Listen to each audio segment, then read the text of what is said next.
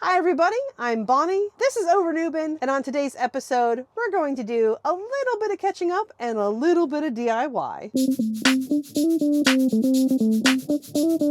It's been quite a while since I posted my last video. You know, life happens and that always takes priority. I had a lot of big plans, and unfortunately, in the middle of February, I went to the Disney Princess Half Marathon race weekend and got very, very sick. Whatever sort of flu germ thing was happening there, I got it bad. Actually, I got sick at Disney. We didn't know how I was gonna get home. We didn't know how I was gonna get my Jeep home. There was a moment in time where we thought it had to stay down there and I'd have to go back to get it. It was a wild moment. I managed to drive myself home, but that was the middle of February. So I had a lot of plans between February and right now as we stand here today on St. Patrick's Day. Unfortunately, none of those things happened. I missed out on the Southeast Adventure Vehicle Expo where I was supposed to be in Creator's Corner. I was supposed to go camping last weekend. That got scratched. It's been kind of crazy for me. Right now, what I'm really focused on, number one, is being healthy, because gotta be healthy. Number two is getting the base camp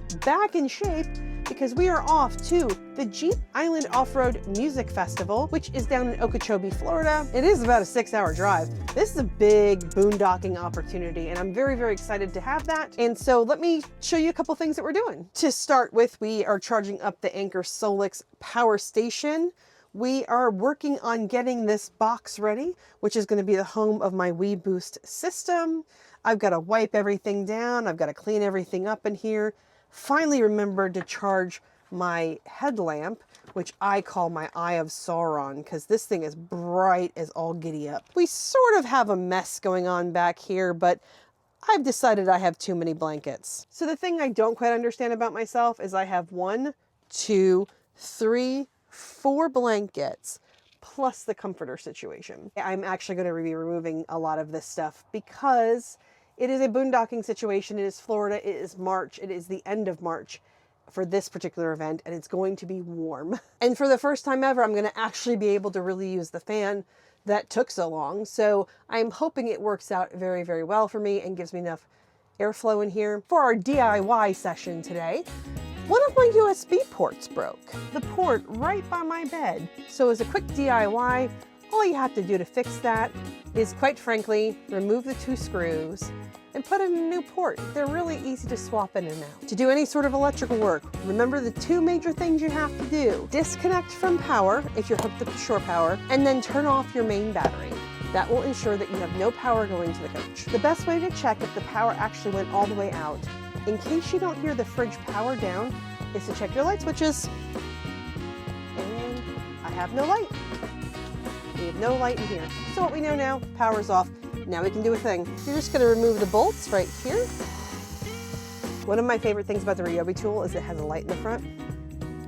We've got the bolts removed. I'm just gonna pull this off. See, it comes off very easily. And in the back here, in the wall, you've got 2 connections. Don't start pulling things all hardcore. You don't want to break stuff. That would be bad. This is very simply a positive and negative connection. These orange tabbies just pull up. You can pull your connection right out. Easy peasy. When you're ready to reconnect, pop it in, push the orange piece down, black on black, red on red. It comes pre-wired when you order your actual factory replacement parts.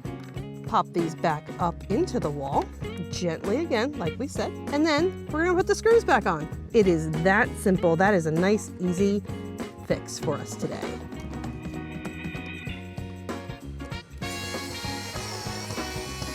Don't over tighten it to start with, because it might rotate a little bit and you still have to get the other one in.